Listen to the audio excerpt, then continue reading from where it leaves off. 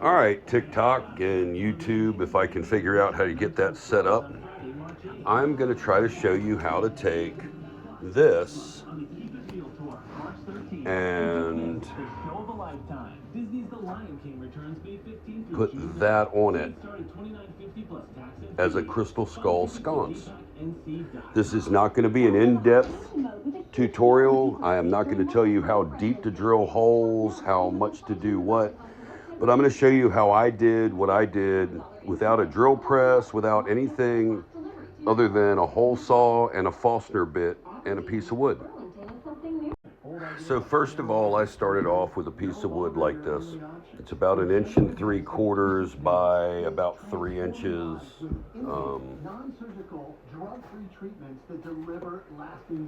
Here. Oops. A little longer than 3 inches. It's almost 3 1/4. I started out with this piece of wood. I had on hand a piece of pine. That's a 1x8, but I didn't think it was thick enough to be able to do what I needed to do. So I started out with that. I took a Forstner bit and I started the hole with the Forstner bit. And I chose a Forstner bit that was large enough for the opening for the skull to slide into. After that, I took a hole saw, and unfortunately I can't tell you what size the hole saw is, but it's slightly bigger than the Forstner bit. And I started drilling holes. Okay, there was one of my test runs with the Forstner bit. I drilled a hole through there. So I went down with the Forstner bit, and then I drilled a hole, then I drilled the hole saw, then I went down with the Forstner bit a little bit more, and this is what I ended up with. Okay, now this was a test run, and it is not deep enough for me. I wanted it to come all the way down and set flush, so that when we put it on here, it was all the way flush down to the top of the glass skull. I then took my regular DeWalt orbital sander. I started out with 120 grit and went up to 220 grit, and I tried to sand out the majority of the imperfections. Now, I wanted it to look a little rough and a little, I don't know, historic, whatever the fuck you want to call it. So I wasn't super concerned. I didn't stay there forever. You can sand it to whatever level you want to sand it to. But I ran it through the sander. I then did this. Went to Ace Hardware, and I found these thumb screws. They only had 6. I need to do 2 sconces, so I decided to just do 3 screws per sconce. Once it's sanded, this actually will sit right in there. Found a drill bit that fits the sconce. I did a bunch of test drills to figure out which one fits. I marked it, and this actually holds it really well. So I did 3 kind of offset. I didn't figure it had to be perfect. I mean, this skull doesn't weigh anything, so it'll be fine. Do your test drills to where the thumb screw will screw in through the wood. It's a little tight, but it'll screw in, it'll thread the wood.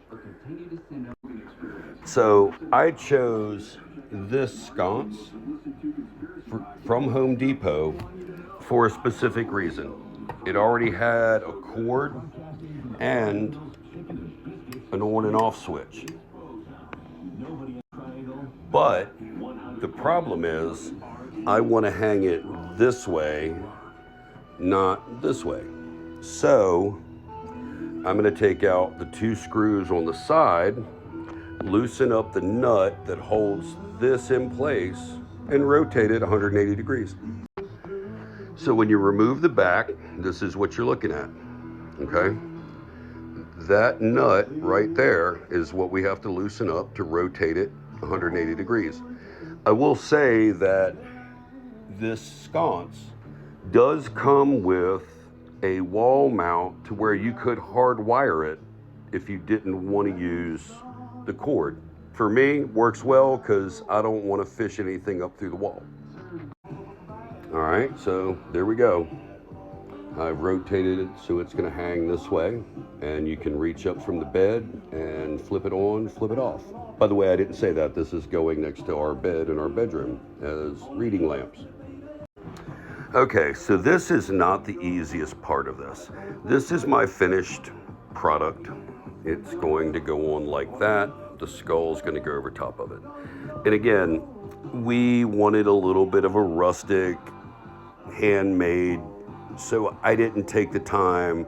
You can sand those out. I mean, you can sit there and sand that and get it as pretty as you want to get it. And the inside really isn't going to matter because once it's on there, it's on and you're not going to see it. So what we're going to do is take that jam nut off and put this on there. Okay, so I will say by far that was the hardest part of everything so far. But I'm a large man with very large hands, so I can't really get my fingers down in there. But worked. I ended up using an old pair of needle nose pliers. By the way, a little throwback to all my tool geeks. This was my great-grandfather's Phillips head screwdriver. Okay, so the main reason that we chose this sconce is because it uses this type of bulb. And the problem is the diameter of that. These bulbs will fit down in there. I think it's called an intermediate, but I can't remember. Okay, so the bulb is installed. My thumb nuts are installed. I can't remember what the hell you call them. The last thing to do is this. Okay, so I turned the light off so we could all get the full enjoyment of how this crystal skull is going to work. So here you go, finished product. It will hang on the wall like that. And there's our finished crystal skull. Once I get them hung on the wall, I'll finish this off and post it. I hope you guys have enjoyed it. Remember, that is the sconce. Those are the light bulbs. We used a hole saw, a Forstner bit. Oh my God, I forgot to say, a 7/8 spade bit. And that's what I used to drill this hole after everything else was done. That was the last thing I did, was to drill the hole down through the center so that it would slide up on there. Okay, so I hope that helped. I have never done a video like this. You know, if you enjoyed it, if you have questions, I'll probably post a video later after we get done redoing the bedroom, and you'll be able to see the full thing. I'm doing one for each side of the bed as a reading light. Hope everybody has a great day. Hope this helped.